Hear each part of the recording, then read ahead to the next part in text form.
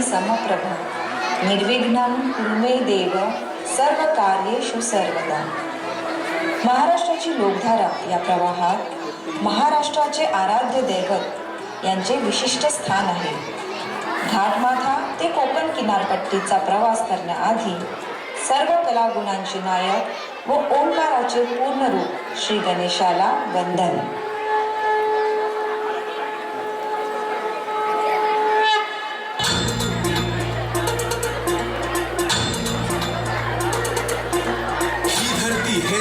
तुझे गुण गाती, हे तारे हे वारे तुझे नाम घेती. ही धरती हे अंबर तुझे गुण गाती, हे तारे हे वारे तुझे नाम घेती. विश्वाचा पालक तू नायक गणांचा, गुणातीत गुणमय तू गुरु ज्ञानदाता. विश्वाचा पालक तू नायक गणांचा, गुणातीत गुणमय तू गुरु ज्ञानदाता.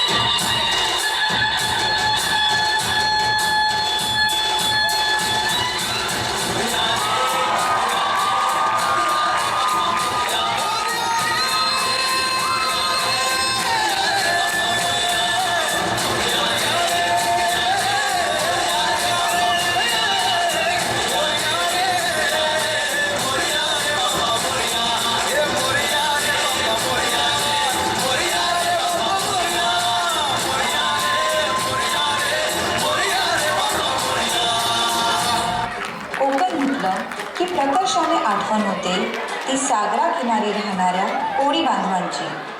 सतत उसळणाऱ्या सागराशी झुंज देत फार दूरवर जाऊन मासे पकडणे हे यांच्या उपजीविकेचं साधन.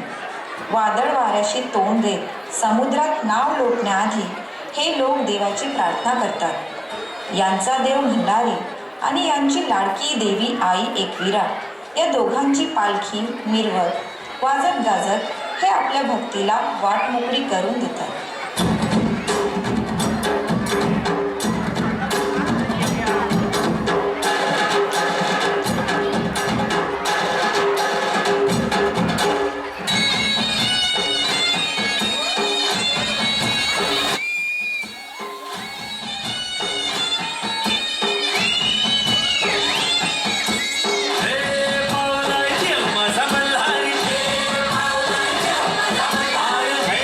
पावलाय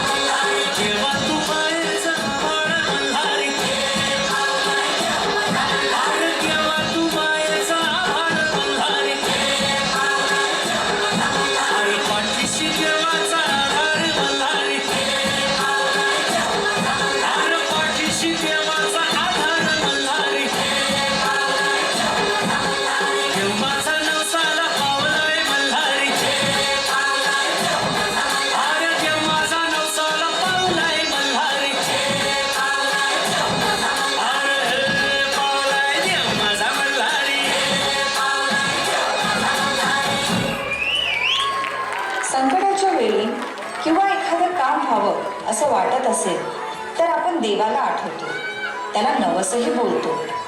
फार फार तर नारळ, गरिबाला जेवण किंवा जास्तीत जास्त एखादा दागिना साधारणपणे आपण अर्पण करतो.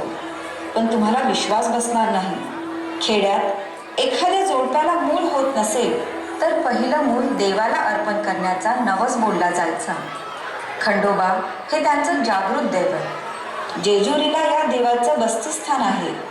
अजूनही पहिलं मूल देवाला अर्पण करण्याची उदाहरणे सापडतात. मुलगा असेल तर त्याचा वाघ्या होतो आणि मुलगी असेल तर ती मुरडी होते.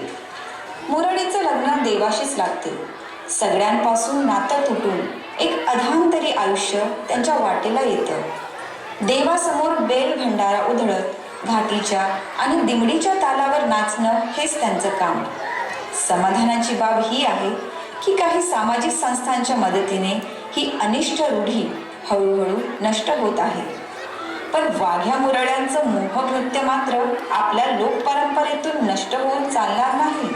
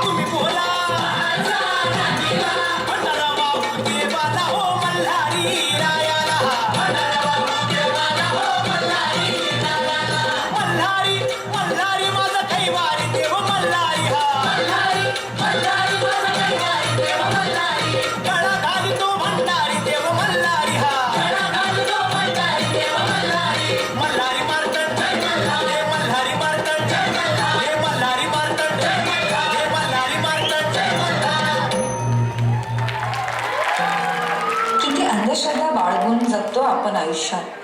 पूर्वी काळी एखाद्या मुलाच्या किंवा मुलीच्या केसात जड सापडली की त्याला देवाला वाहायचं.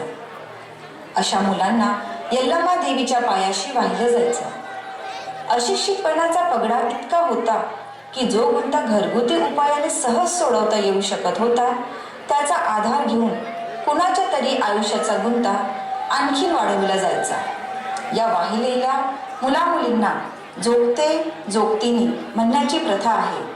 यांना जोगवा म्हणजे देवीच्या नावाने भीक मागावी लागते. यांचंही आयुष्य अधांतरीच असते. हळूहळू यांच्याही आयुष्याचा गुंता सुटायला लागला आहे. पण स्त्री भ्रूणहत्येचं काय? भारत ही अशी भूमी आहे जिथे धन आणि सामर्थ्याच्या शोधात लोक असंख्य देवी शक्तीची उपासना करतात आणि एकीकडे मुलगी जन्माला आली तर तिची हत्या देखील करतात. देवी पार्वतीच जर नसती तर गणपती आले असते का? मग गर्भातल्या कन्यामध्येही पार्वतीचे रूप पहा ना. दिव्याच्या मोहापायी किती पंत्या विझवणार. जन्मलीच नाही जिजाऊ तर शिवबा कसा घडणार? जोगत्यांचा प्रस्तुत होत आहे एक आक्रमक नृत्य.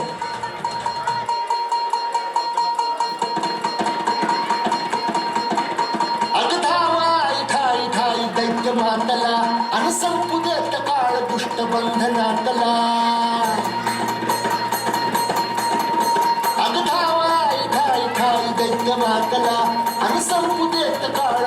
बंद घातला